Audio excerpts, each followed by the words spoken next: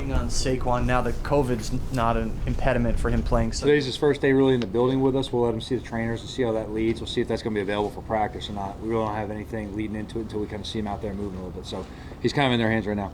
What's your expectation of him about practicing? What's that? What's your expectation on him about the possible? I really don't have one until I get some feedback from the trainers. Like I said, he's been out of the building the last couple of days. We haven't had a chance to see where he's progressed to and where he's at physically. So they're going to take a look at him, move him around, then we'll see if he can progress in some practice with us.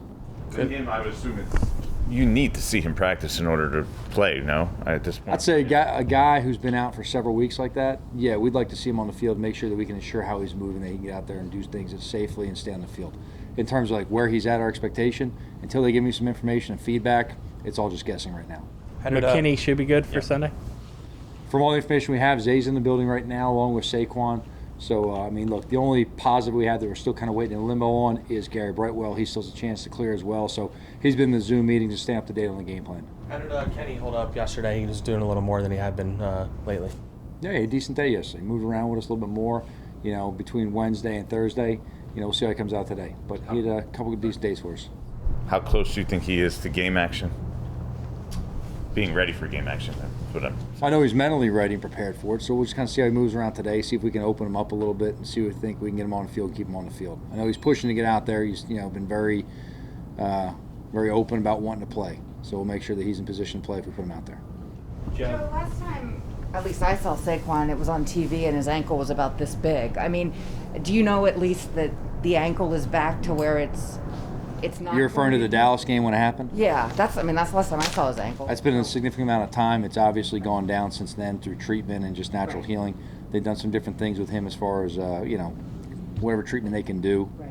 And he's assured us that he's moving in the right direction. But again, he's a very competitive player. He wants to be out there. He wants to be out there competing on the field with his teammates. We've got to make sure we can get him out there and see him before we go ahead and just, so-called take someone's word for it. So without this COVID situation, though, would you likely be counting on him on Sunday? I couldn't. It's all hypothetical because we wouldn't have had a chance to see him on Wednesday when we got back out there. Not having him those 2 days with COVID removal really kind of changed a lot of things in terms of expecting what we could see out of him today. He was optimistic, right afterwards. It wouldn't be kind of that long an injury. He wouldn't be out that long. Are you talking about right after the initial injury? Yeah, I'm talking like the week after. I think he talked to us a few days later. It's like that Friday.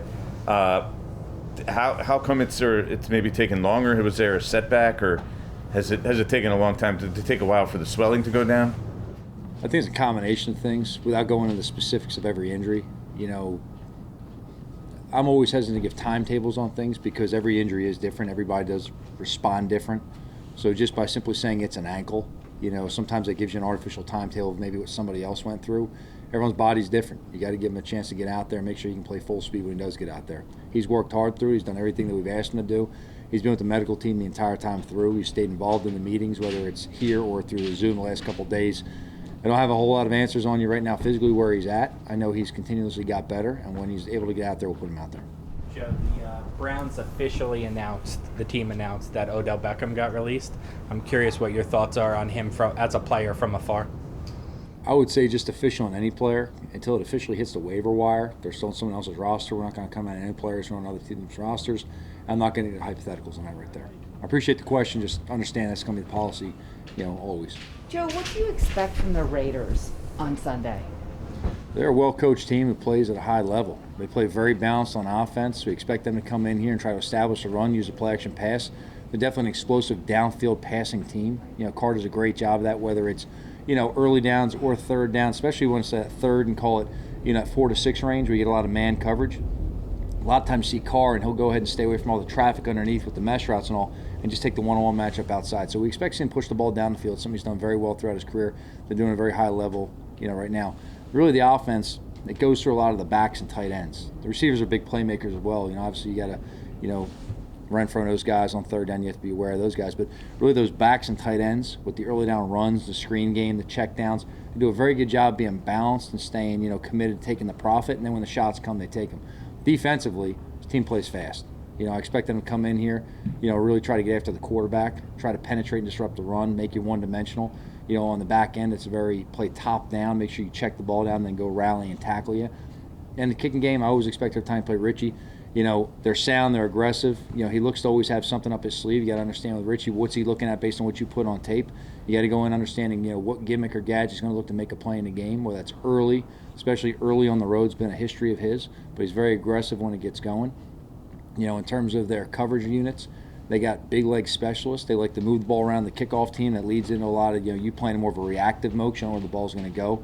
There's a lot of twists and folds. They got a good combination of size and speed, so the fast guys play down there fast. The big guys flow off them and cancel out lanes. They do a very good job of that.